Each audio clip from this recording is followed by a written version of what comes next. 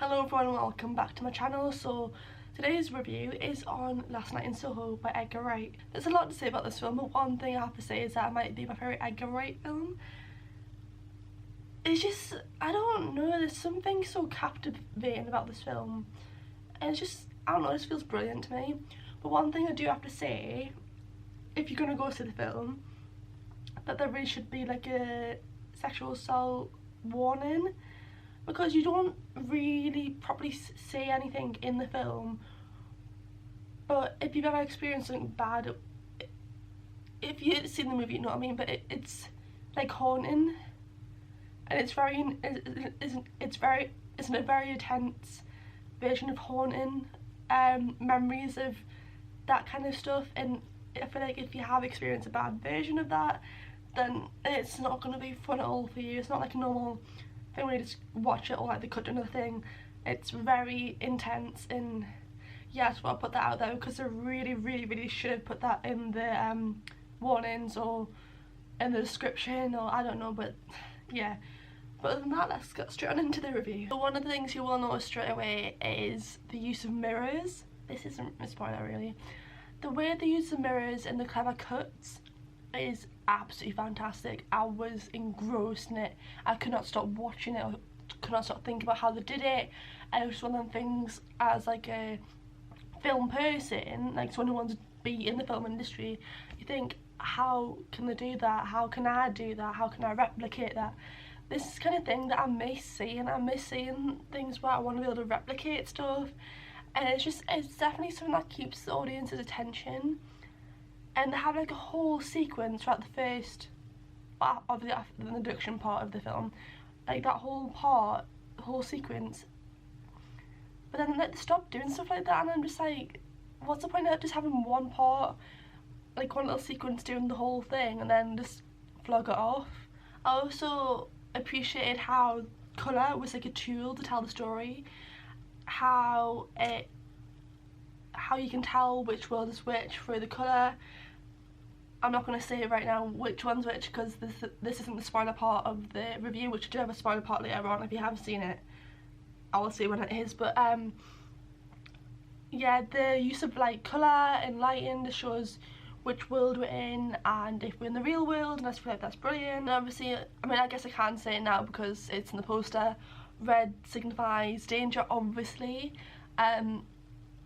And when we see red is when we're in Sandy's world, not the real world. It just shows how dangerous Sandy's world actually is and how much of a literal nightmare it is for Eloise to be in it. Then we also have blue, which represents Eloise's world, the real world, and obviously blue means like sadness or dull, and it shows how Eloise's life is depressing and how she uses Sandy's world as escapism. I feel that's a brilliant contrast, how you can visually tell which world's which without having to see anything, just by the stylized lighting. And I think that I've always had a thing since I've seen Euphoria about stylized lighting, and I love it so much, so I'm happy I got to see it in another film. And of course we'll have Anya Taylor-Joy in it. She was perfect for this role. The little glitz and the glamour, you could not have picked someone more perfect, and the confidence she had with that character, it was fantastic. It was so refreshing to see someone with so much confidence and someone so fit into a role.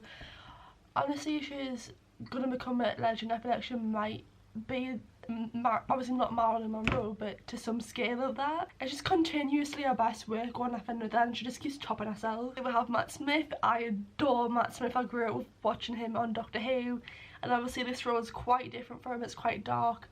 I mean, obviously he's played a bit of a darker role in The Crown, but this is much to a darker scale.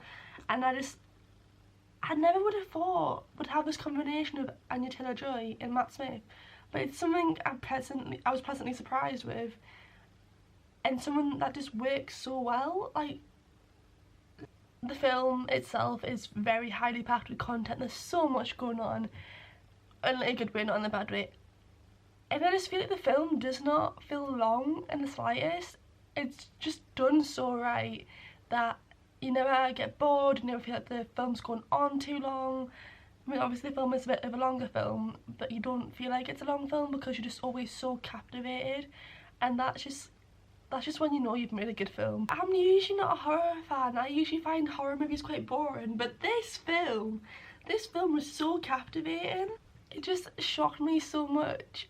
Like, the film really does set you up to have the hairs on your arms standing up, and it's just the way that it's put together and edited so cleverly that you can't look away no matter how much you want to. You're just stuck looking at the screen because it's just that brilliant that you can't keep your eyes off of it. It's just because I personally haven't seen a horror film or film like this in a very long time where you feel so much of what the character feels. Obviously, in points that I made earlier about the first point I made, you want to look away but you can't, because I've never seen something like that. I mean, it was scary, I'm not gonna lie, but it's like scary, right? Like, it's genuine horror and you feel what the character's feeling. You want to be able to run away with her, but you can't, so you just gotta sit there and watch and see what happens, and it's just brilliant. I don't know how you came with that idea. It's horrifying but brilliant, which I guess is fine. Okay, so this next part is going to be the spoilers, so if you haven't seen the film, click away. If you have, keep on watching. I mentioned the stylized lighting, which I adore. There's another part that I did pick up on and I love it so much. So obviously red is Sandy's world, blue is Eloise's world, and it's from that light outside her room. I think it's from an Italian or French restaurant or something.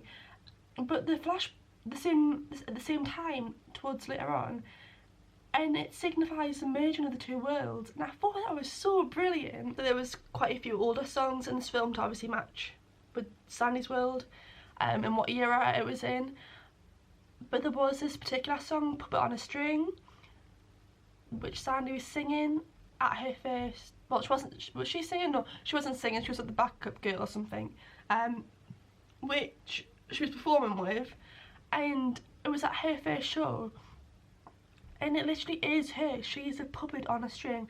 She is, I forgot what Matt Smith's character is called again. Oh, I do know his name, but yeah, but she was like Matt Smith's character's puppet, because he was getting her to do whatever he wanted, basically, because she wanted the stream so bad, and she would just do it, which is really sad. And to end on a nice note, last point in my review is that I really enjoyed how Ellie, at the start, Eloise was running away from her mum's ghost, and it became like a haunting thing and not a nice thing, but at the end she sees her mum again and it's a nicer situation, and she's happy to see her mum again because she hasn't seen her mum's ghost in so long. But then we'll also see Sandy's ghost, which we shouldn't have because obviously the actual Sandy is dead.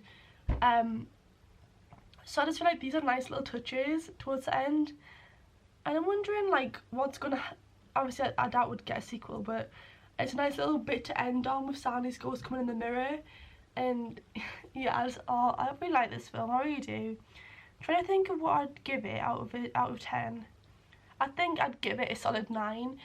I feel like if there was a bit of warning for the first point I made, so many talented people, and I actually saw that Edgar Wright was actually going around London, including the cinema that was in the film at the start, was going around London, like, what was the word, introducing the films, which I thought was so cool. And it's kind of annoying because I lived in London last year and I'm missing out on everything. But yeah, so if you enjoyed this film, give it a thumbs up, subscribe down below, and comment down below your thoughts and feelings. What do you think? Do you like the stylized lighting? Do you think in any way it could be better? Let me know. But other than that, see you later. Bye.